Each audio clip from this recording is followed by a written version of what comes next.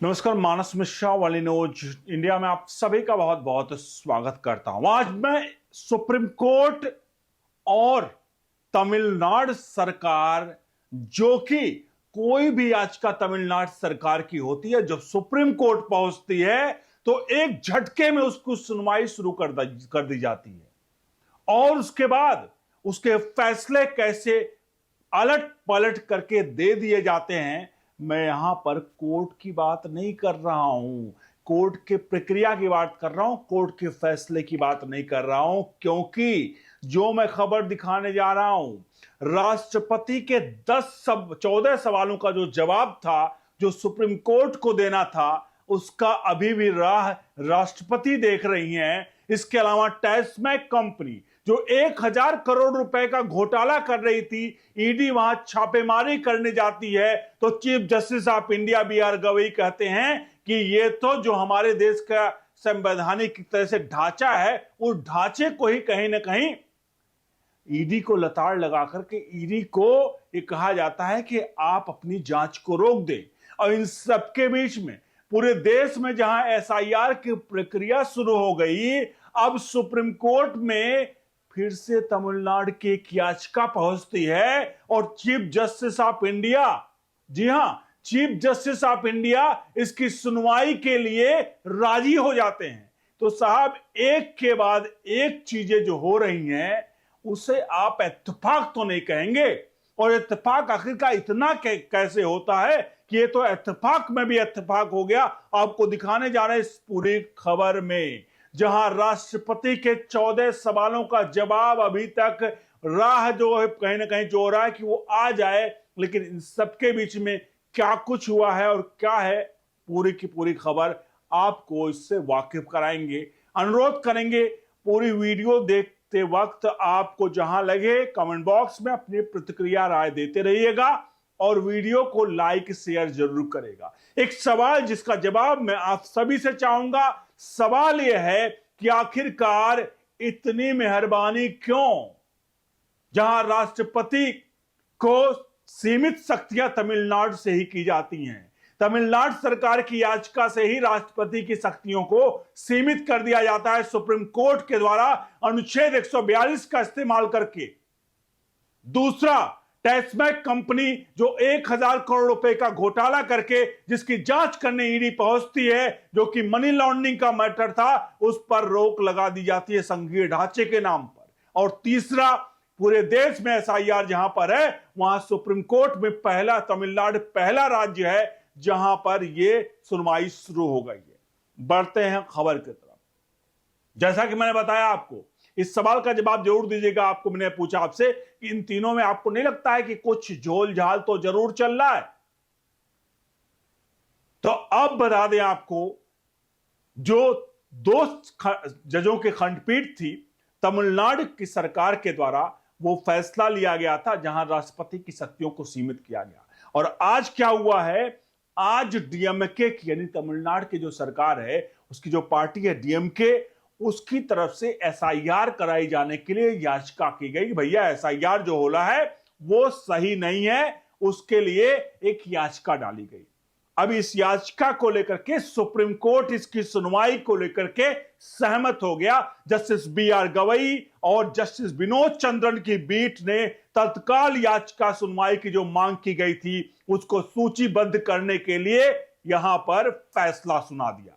यानी कि एसआईआर पर अब तमिलनाडु में सुनवाई होगी। सवाल बड़े हैं, उन सवालों का जवाब जरूर आप सभी को कहीं ना कहीं एक हमें और आपको पूछने चाहिए कि आखिरकार इतनी मेहरबानी तमिलनाडु पर क्यों, क्या कारण है तमिलनाडु पर इतनी मेहरबानियां हो रही हैं, जहां कुछ विधेयक जो कि संवैधानिक तरीके से राष्ट्रपति और राज्यपाल के पास रहते हैं, राज्यपाल और राष्ट्रपति को अपने विवेक के अनुसार उस पर फैसला देना होता है, लेकिन उस पर फैसला को दरकिनार करके सुप्रीम कोर्ट अनुच्छेद 200, अनुच्छेद 201, जो क्रमशः राष्ट्रपति और राज्यपाल के लिए संविधान में अनुच्छेद है, जहां बताया गया है कि राष्ट्रपति और राज्यपाल के पास कोई विधेयक आता है तो उसमें क्या क्या क्लॉजेस होते हैं। लेकिन इन 201 और 201 अनुच्छेद में कहीं भी नहीं लिखा हुआ है कि राष्ट्रपति के पास, राज्यपाल के पास कोई अगर विधेयक राज्य या केंद्र सरकार द्वारा भेजा जा रहा है तो कोई समय सीमा निर्धारित नहीं की गई है। लेकिन जिस प्रकार से इस साल के शुरुआती क्वार्टर में एक याचिका आती है तमिलनाडु की तरफ से, तमिलनाडु याचिका डालता है और तमिलनाडु की याचिका सुनवाई करते हुए 2 जजों की खंडपीठ राष्ट्रपति को फैसला सुना देती है और कहती है कि राष्ट्रपति और राज्यपाल अगर कोई विधेयक 3 महीने से ज्यादा रखते हैं तो वो विधेयक स्वतः ही कहीं ना कहीं ये मान लिया जाएगा कि उनके सिग्नेचर हो गए हैं, चाहे वो करें या ना करें, यानी कि सिर्फ और सिर्फ राष्ट्रपति और राज्यपाल को डमी बना दिया गया। और ये फैसला सिर्फ 2 जजों की कमेटी ने लिया, सिर्फ 2 जजों की कमेटी ने। एक सोचने वाली बात है कि जब बड़े बड़े फैसले ऐसे मुद्दों पर होते हैं तो कम से कम 5, 8, 10 जजों की कमेटी बैठती है, तब जाकर फैसले लेती है। लेकिन 2 जजों की कमेटी ने अनुच्छेद 142 का इस्तेमाल करके इस याचिका पर फैसला सुना दिया और कहा कि राज्यपाल और राष्ट्रपति की शक्तियों को सीमित किया जाता है। वो भी तमिलनाडु से गया था मामला, यानी तमिलनाडु की तरफ से इतना मेहरबानी क्यों। दूसरा मामला टैस्मैक, एक लिक्वर कंपनी है, शराब की कंपनी है, जो कि तमिलनाडु सरकार की यानी कि राज्य सरकार की सरकारी कंपनी है। टैस्मैक की कहानी मेरे ख्याल से अगर आप हमारे चैनल पे सुना होगा आपने, जिसके वकील सरकार की तरफ से कपिल सिब्बल जी रह कर रहे थे कोर्ट में, और टैस्मैक पर 1000 करोड़ रुपए का गबन का मामला है। एक तरह से जो पैसे शराब में जो मतलब वितरण था उसमें झोलझाल करके अधिकारियों के खातों में 200 करोड़ उनके रिश्तेदारों के खातों में पैसे गए और जितना बिल था ओवर बिलिंग करके उसको पैसे निकाले गए। और ये पूरा का पूरा जब ये षड्यंत्र और जूरा वो चल रहा था, वहां पर लूट चल रही थी, तो मामला ईडी के पास आता है। ईडी उस मामले की जांच करती है, सुनवाई करती है। आपको बता दें टैस्मैक पर ही 46 एफआईआर, 40 से 47 एफआईआर राज्य सरकार खुद दर्ज करती है। उसमें से 38 एफआईआर का निवारण कर दिया जाता है बिना किसी झोल जाल के, मतलब बिना किसी उसके, और ऐसा 38 एफआईआर को बिना डॉक्यूमेंटेड करके डिस्पोज कर दिया जाता है। अब जब ईडी पहुंचती है, ईडी कार्रवाई करती है, तो ईडी को जो मनी ट्रेल मिलता है, यानी पैसा कहां से आया, कहां गया, कितने पैसे की बिलिंग हुई और कितने पैसे का सामान बिका, उस पर ओवर बिलिंग हुई, यानी कितने पैसे की शराब बिकी उसका ओवर बिलिंग करके। मान लीजिए 1000 रुपए की शराब बिकी तो बिल काटा जा रहा है 10,000 रुपए का, यानी 9,000 रुपए कहां गए, जहां सामान बिका ही नहीं, ओवर बिलिंग करके। और सबसे बड़ी तो तब हो गई जब पता चला ये मनी ट्रेल जो अधिकारी हैं उनके रिश्तेदारों से जुड़ा, और कई अधिकारियों के खुद के खाते में यह बताया जा रहा है, जिस प्रकार से ईडी दावा कर रही है कि 100 या 200 करोड़ रुपए अधिकारियों के खाते में इस प्रकार इधर उधर किए गए।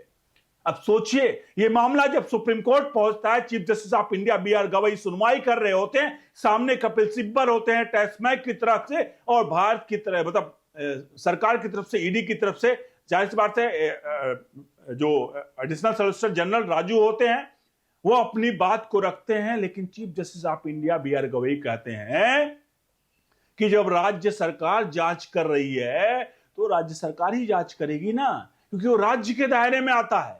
आप क्यों इसमें टांग अड़ा रहे हो? ये संघीय ढांचों का कहीं ना कहीं इस पर चोट पहुंचाना होगा।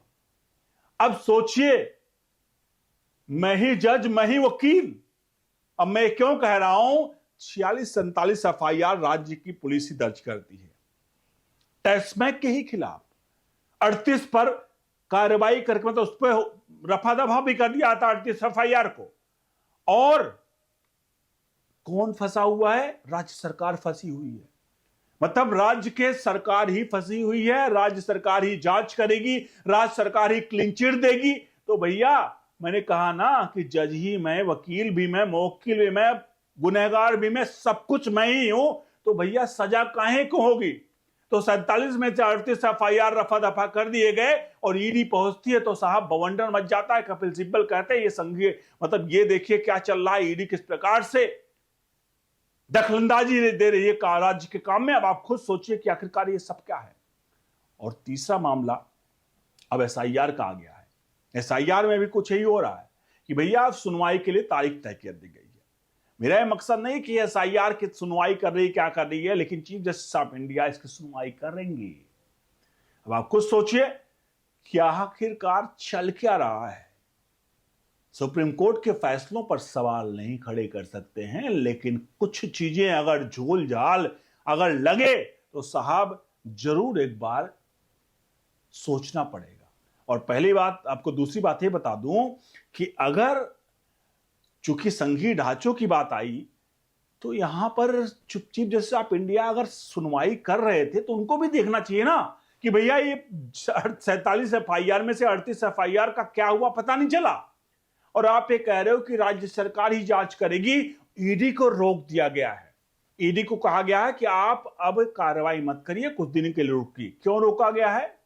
कि भैया मामला तो कपिल सिब्बल वकील थे, अब इनको समय मिल जाएगा, टाइम बाई किया गया है। अब इस टाइम बाई करने में जो भी नीचे का जो 38 एफआईआर जैसे सल्टा ली गई वैसे 47 एफआईआर भी सल्टा ली जाएंगी। यह है हमारे देश का लोकतांत्रिक व्यवस्था पर किस प्रकार से कुछ लोग दबा कर बैठे हुए हैं और पूरे देश के चुनी हुई सरकारों के द्वारा लिए गए फैसले को कोर्ट से पलटवा देते हैं। उसके कई उदाहरण देख रहे हैं आप। आपसे अनुरोध है इस पूरे खबर पर अपनी राय प्रतिक्रिया जरूर दीजिए। बने रहिए न्यूज़ इंडिया के साथ। बहुत बहुत धन्यवाद।